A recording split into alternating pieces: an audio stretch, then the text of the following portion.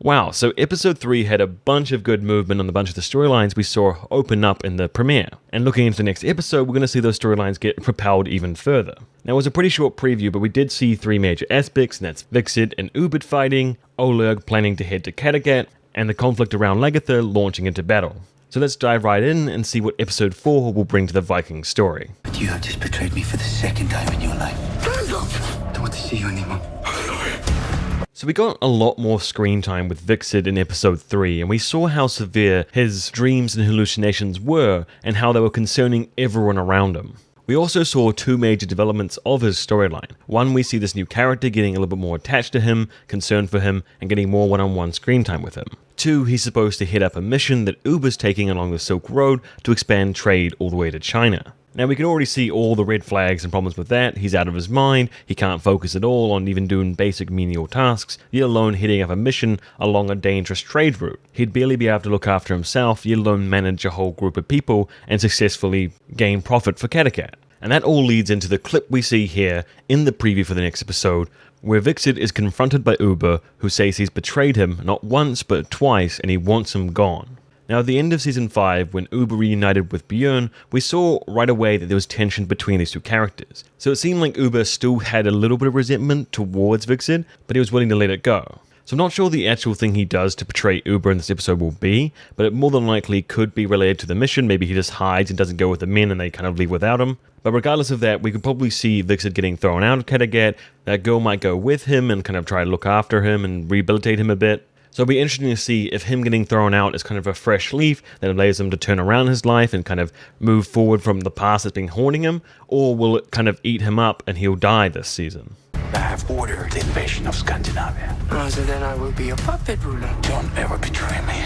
So now that Oleg has finally dealt with his brothers in one way or another, it seems he's ready to move on to the west and Kattegat. This will mean that Iver's role as just being like comic relief and a bit of a companion for Oleg will kind of move up to this position where he's more of a partner or a puppet for Oleg to rule in that region. We've already seen what happens to the kind of people who cross Oleg, especially in this episode where we saw him be even more brutal and cruel to his other brother. So it very much seems that Oleg will be leaning on that kind of reputation to also kind of keep Iver in line in case he gets any ideas of betraying him too. Now, the Rus do have a bit of a historical claim and role in the region, mostly Sweden, but having a son of Ragnar, Ivar, at Oleg's side gives him so much more legitimacy to go after directly Kattegat and actually found his rule there quite stably, if he wins the war. Now, even though these 2 seem to get along in lots of different scenes, I still think that Iver is very wary of a long-term relationship with him, and so I can see him trying to take those small steps to ensure that he can be rid of him at some point, even betray him. But it will be quite slow because Iver's very aware of the daunting risk taking that path has.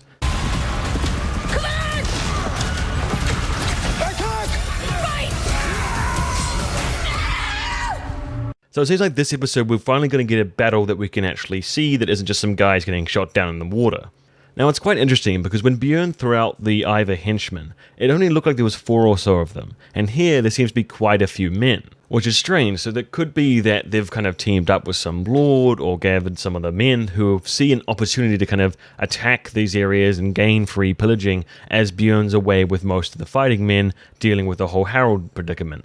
So next episode, not only will we see Lagthera fighting again with her sword out, but also the makings of like a makeshift, hurried defense of a small village where they've got like a tiny little wall, and even having the children equipped with bows to try and support the frontline fighters from afar. So it's going to be this very interesting mix where you've got these widows who are really angry and vicious and under the command of a shield maiden who knows how to turn women into wicked fighting machines. And they'll be up against these kind of well-trained soldiers who are quite desperate with fully like equipped weapons and back of horses. So the odds will probably be heavily against them, and they will come on top because Lagthera's on their side and main characters win.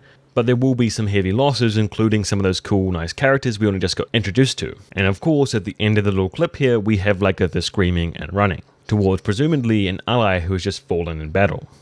Odin will take you to Valhalla. So we see Lagthera comforting a fallen ally, saying they'll be taken to Valhalla and live amongst the gods and all of that good jazz you do to try and lift the spirits of a soldier as they're kind of dying.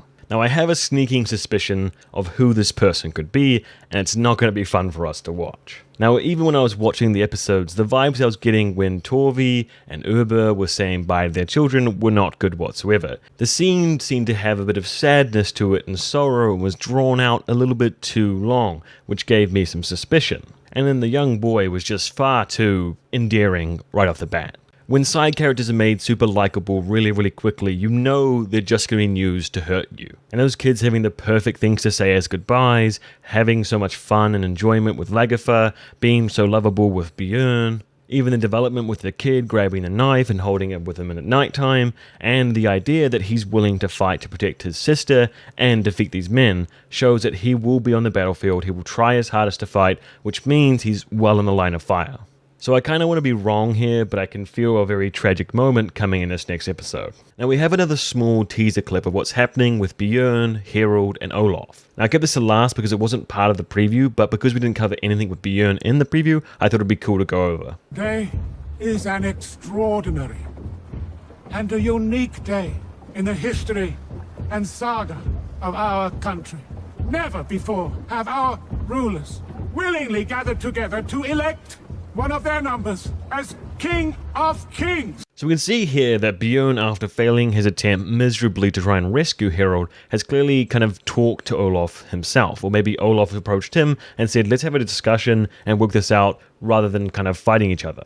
Now it seems that Olaf is kind of leading the discussion here, so it's probably his idea and his proposal to do this thing in the first place. By having one unified ruler who leads all of the other little dispersed tribes of Norway, as a whole they become a lot stronger, and all the individual kings' kind of positions in the land become way more stable. Because if you mess with them or try to overthrow them, you're kind of spiting the king in charge of everyone because he put them in that position in the first place, so what right did you have to, question his decision? And we also get to see that Harold's kind of cleaned up a bit and he's part of the entire trial process, so it seems he's kind of improved his situation a bit. And there's two other characters we see here who are presumably lords or kings of their own territories in Norway, Sweden kind of area, and so it means it's going to be a lot more than just Björn and Olaf working things out, but an entire nation kind of forming here.